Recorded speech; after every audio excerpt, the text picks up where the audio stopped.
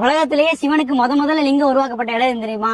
வாங்க பாப்போம். சிவனோட சொந்த ஊரு. உலகத்துல உள்ள அனைத்து ரிஷிகள், முனிவர்கள், சித்தர்கள் வழிபாடு செஞ்ச கோயில். 3000 வருஷம் பழமையான இழந்த மரம் இன்னும் இருக்கக்கூடிய ஆலயம். மரகதக்கல்னால செஞ்ச நடராஜர் இந்த கோயில்ல தான் இருக்கு. அவ்வளவு ஆச்சரியத்தையும் அதிசயத்தையும் கொண்ட இந்த ஊரு பேரு உத்தரகோசமங்கங்க. இது ராமநாதபுரம் மாவட்டத்துல இருக்கு. இந்த கோயில் நவ கிரகங்கள் தோன்றுவதற்கு முன்னாடியே உருவானதா சொல்லப்படுது. உத்திரம்னா ரகசியம், கோஷம்னா மந்திரம். ஒரு மங்கைக்கு ரகசியத்தை உபதேசித்த இடங்கிறனால உத்தரகோசமங்கைன்னு பேர் வந்திருக்கு. கோயில்ல முதல்ல நம்ம மங்களநாதரை வழிபடணும். இது ஒரு சுயம்பலிங்கம். இதுக்கு பக்கத்திலேயே பாத்தீங்கன்னா மங்களாம்பிகை அம்மன் சிலை இருக்கும். திருமண தடை இருக்கிறவங்க இங்க வந்து வழிபட்டா அதுக்கு கண்டிப்பா பலன் கிடைக்குங்கிறது நம்பப்படுது. முக்கியமா இந்த கோயில்ல 3000 வருஷம் பழமையான இழந்த மரம் ஒண்ணு இருக்குங்க.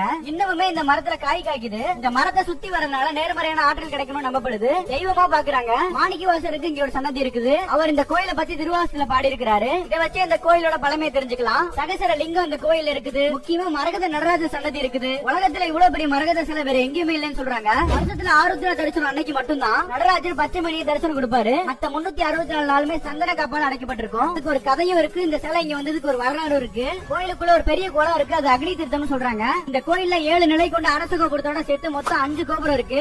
ஏகப்பட்ட சிலைகள் வடிவமைக்கப்பட்டிருக்கு. துணை கோயில்கள் அவ்வளவு இருக்குது. இது ஒரு பெரிய கோயிலுங்க. இத பத்தி சொல்ல அவ்வளவு விஷயங்கள் இருக்குது. நீங்க எங்க இருந்தாலும் இந்த கோயிலுக்கு ஒரு வாட்டி வந்துட்டு போங்க. அவ்வளவு திருப்தியா ஃபீல் பண்ணுவீங்க. யாரெல்லாம் இந்த கோயிலுக்கு வந்திருக்கீங்கன்னு கமெண்ட்ல சொல்லுங்க. வராதவங்க ஃப்ரெண்ட்ஸ்க்கு ஷேர் ரீபோஸ்ட் பண்ணி போக சொல்லுங்க. அப்படியே நம்ம பேஜை ஃபாலோ பண்ணுங்க. இந்த மாதிரி யூஸ் பண்ணுங்க.